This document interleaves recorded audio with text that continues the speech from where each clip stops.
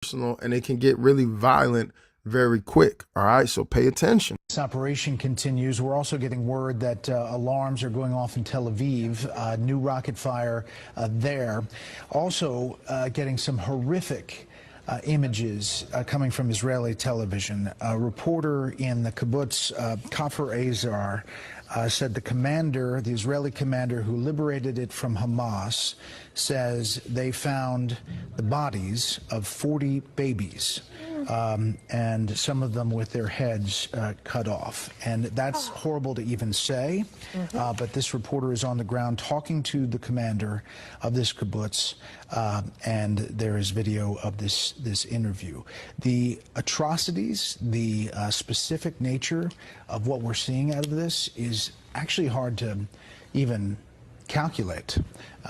David, it's hard to even explain exactly just the mass casualties that happened right here. In fact, the Israeli military says they still don't have a clear number, but I'm talking to some of the soldiers and they say what they've witnessed as they've been walking through these different houses, these different communities, babies, their heads cut off. That's what they said. Gunned down, families completely gunned down in their beds.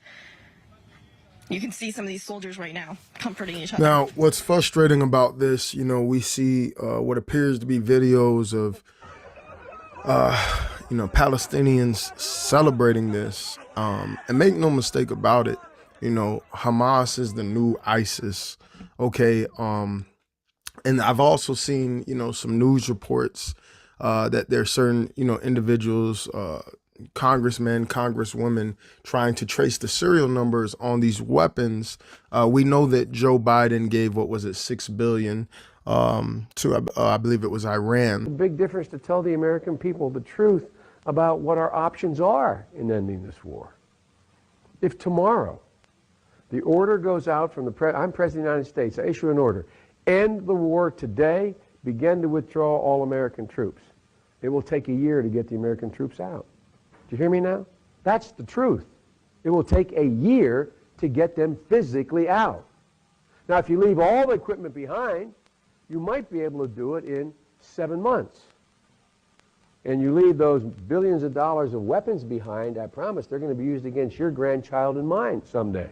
And you leave those billions of dollars of weapons behind, I promise they're going to be used against your grandchild and mine someday.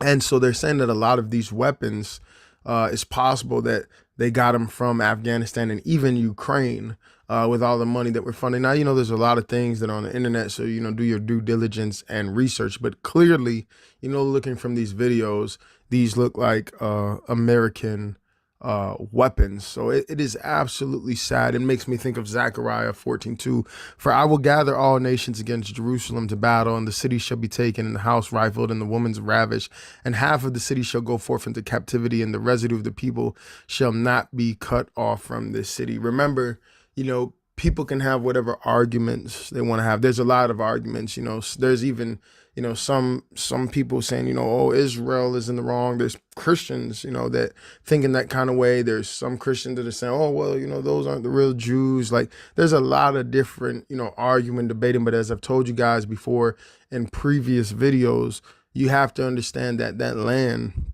is sacred. They're warring over the land, right? The Muslims believe it's their land. They believe Allah is, backing them up. You see all these videos, it blows my mind that when I get on TikTok, it's like everything is anti-Israel. It's like they're pushing this, what I'm saying? Like everything is making, Israel to look like the bad guys. It looks like everything is in support. Even here in, I think it was New York City, they had, like a pro-Palestinian march right there in the streets, and it's concerning when you look at, what's happening at the border. They're letting like grown men in at the border, and a lot of times when I'm looking at these different videos, I'm not seeing a lot of women and children. I'm not even seeing a lot of elderly. I'm seeing a lot of young guys looking like they're in their, early 20s, mid 30s. So I just suggest, we pray for Israel. We pray for everybody, pray for this world, pray for this country. And just, as these days go by, just don't, like I've been saying, do not be complacent. All right. Just really tap in with God, really find time to get in that that private place, that secret place. There's a lot of corruption. There's a lot of evil. There's a lot of wickedness on levels that you can't even imagine behind the scenes, like stuff out of a movie. You know, make no mistake about it. There's people behind this kind of stuff. You know, somebody asked me a good question about, you know, the Iron Dome in Israel, like, you know, why was it off? I guess you would say, how were the rockets were able to get in? You know, when I was in Afghanistan and Iraq, they would fire mortars and, you know, rockets all the time. But we had, you know, ways to track. So we would hear the alarm go off, incoming, incoming, incoming. So we knew, like, pretty much right after they shot, you know, the rocket or the mortar, we knew it was coming. And so a lot of times, I believe it's been such a long time, the Gatling guns, you know, shoot them out of the sky a lot of the time. So something's up, guys. Let's really just be praying, all right? And for our families, for this world, you know, and that God's will be done. You know, however God wants us to respond and react, that's what we need to be doing in these times. Hero Wars presents.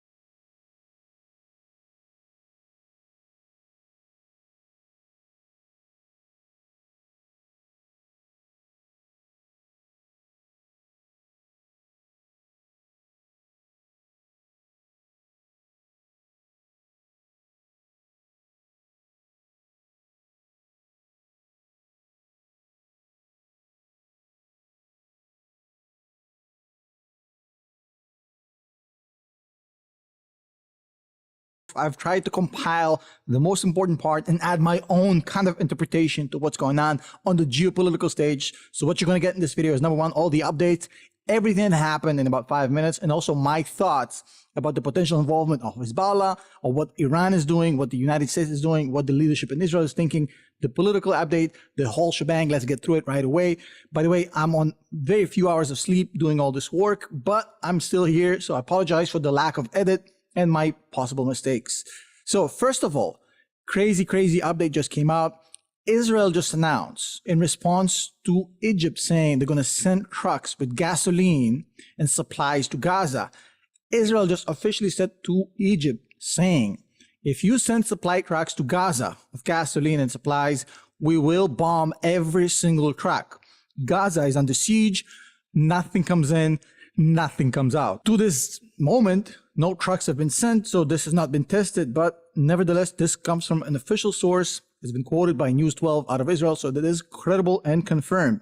Also, an update coming in that the Hamas leadership apparently moved all of their families away from Gaza days before the beginning of the operation. So essentially, all this leadership of Hamas that's currently out of Gaza themselves, they moved out their families ahead of the attack. So essentially, they sent the foot soldiers to the slaughter, essentially these terrorists that have murdered 1,000 people in Israel. They sent them over knowing that's going to happen is a complete, absolute chaos in Gaza as a result of what they've done. And they've moved their families out.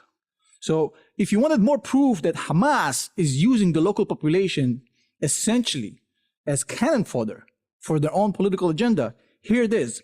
Make no mistake about it. Hamas actually does not care about the Palestinian people. In fact, what Hamas is doing is that essentially it creates a higher death toll than it needs to be, because a higher death toll basically allows Hamas to apply more political leverage on Israel. The higher the death toll is, the more cynical they can get with going after Israel in the international arena. So in fact, Hamas is not obsessed about killing as less people as they can. In fact, they want more Palestinian blood so they can go out and get more leverage, just so they can push Israel quicker. The question I keep getting is, will Hezbollah join? I want to explain this again. He might, or they might, or they might not, or it might not. The question is really for Iran to decide, not Hezbollah. They don't have their own judgment. But if they decide to join, if Iran decides to operate Hezbollah and to create a second front for Israel, the result of this de facto will be the complete destruction of an already destroyed country, which is Lebanon. That's just a fact. Now, once Lebanon is fully destroyed, which it will be once Hezbollah enters, the legitimacy of Hezbollah to exist as an organization in Lebanon will be lost. Lebanon is a very divided country, but Hezbollah draws its legitimacy from the Lebanese people. If Lebanon is destroyed because of Hezbollah actions, that's going to be the last nail in the coffin of Hezbollah, and Iran is going to lose its proxy. So it's a one-off for Iran to activate Hezbollah. If they do it now, they don't have that card to take out when if Israel strikes at their nuclear preemptively, and then they can operate Hezbollah as kind of a preemptive or counter-offensive or this balance of terror, so to speak, because Hezbollah are sitting on 130,000 rockets, all aimed towards Israel, so that's a huge deal. Ali Khamenei, the supreme leader of Iran, sorry, everybody told me, call them Iran.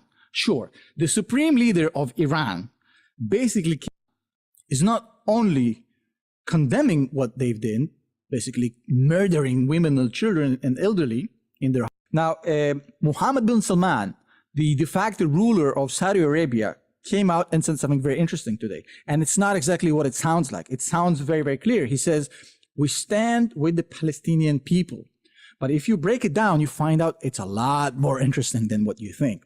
Because check this out. Number one, this was made on a phone call between Mohammed bin Salman and the head of the Palestinian Authority. He didn't call Hamas. He didn't call Gaza. He called the Palestinian Authority over the West Bank, which is not at war in Israel right now. So you have to understand the nuances here. They're really important. On top of it, and that's the crazy part, there was no harsh criticism of Israel in the statement. He basically said, hey, we stand with the Palestinians. Yeah, Israel, whatever, right? But no harsh words to Israel. So when I see this, and I see him basically say, we stand with the Palestinians, not we stand with Hamas, he calls up the head of the Palestinian Authority that has no conflict with Israel right now, and he doesn't go ham on Israel. It means that the deal with Saudi Arabia, at least for now, is still very much alive. I have to explain to you what's going on right now in the Israeli psyche. You see, Israel understands that this is a test case. In the eyes of the Israelis, this is a test case.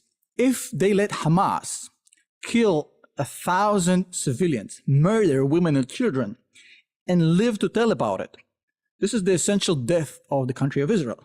Once the neighborhood that's basically surrounded by people who want to destroy this country, they see that Hamas got away with this and was not destroyed, dismantled, and absolutely taken out of commission, the entire neighborhood of people who do not like Israel are going to basically go at it even harder. So for Israel, this is a very important test case. They have to show their neighbors that Hamas cannot survive after doing this, because the next time it's going to get worse, God forbid.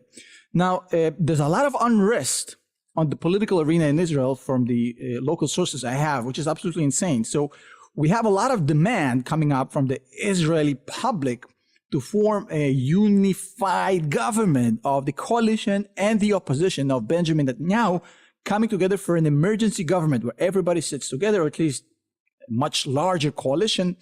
The public demands it, and yet the politicians have been dragging their feet. This is already the 4th or 5th day, nothing yet. And as time goes by, we hear more and more stories about this specific topic from the Israeli media. So it seems like this is becoming the main news cycle right now in Israel. Now, I want to explain something. Israel has went through a major change in the way that it perceives its military. In 1997, Israel had a huge accident of 2 helicopters crashing, and the end result of this was the formation of a protest group that was called Four Mothers, essentially protesting, campaigning for Israel to get out of Lebanon. Now, eventually that succeeded and Israel got out of Lebanon, but that started a whole festival around the way the IDF thinks of casualties of war. From that point on, it has become almost this thing where the Israeli military does not want anybody dead. Soldiers are kids. We have to protect them. If any soldiers dies, as if it's kids that are dying. And that dictated a very Air Force-based approach, not wanting to get in and get soldiers killed. So the sensitivity on the Israeli side for casualties, especially of infantry, was very, very high. Especially when you think about the 2011, I think, deal with Gilad Shalit, which was a soldier that was in captive and was traded for hundreds, if not thousands, of Palestinian prisoners, terrorists, whatever you call them. So essentially, when we had this equation of, oh my God, 1 soldier is worth 1,000 prisoners, and we don't want any casualties, 2014 really was the pinnacle of that. Now it seems that this story, the magnitude of losses on the Israeli side, on the civilian side, on the military side, has completely changed this equation, and it seems like all bets are off. So right now, the Israeli military is almost in a place where the public is almost saying, we don't care how bad this is going to get. We want Hamas out, even if it's going to be horrific. Now, that's the sentiment. But like Mike Tyson said, you have a plan until you get punched in the face. We have to see what happens when and if, or rather if and when, Israel actually steps into Gaza with ground forces. How long will this last? But so far, it has been absolutely insane. Even the IDF just briefed the News 12 channel. I just got the notification a few minutes before the making of this video, literally saying, we will talk about the hostages after we defeat Hamas. We're not going to talk a word about hostages before we get the job done. First of all, we're going to clear out Hamas. We're going to take care of it, destroy it. Then we'll talk about the hostages, not negotiating right now. It's very different MO than what we've seen from the Israeli military and the politics and the Israeli public before.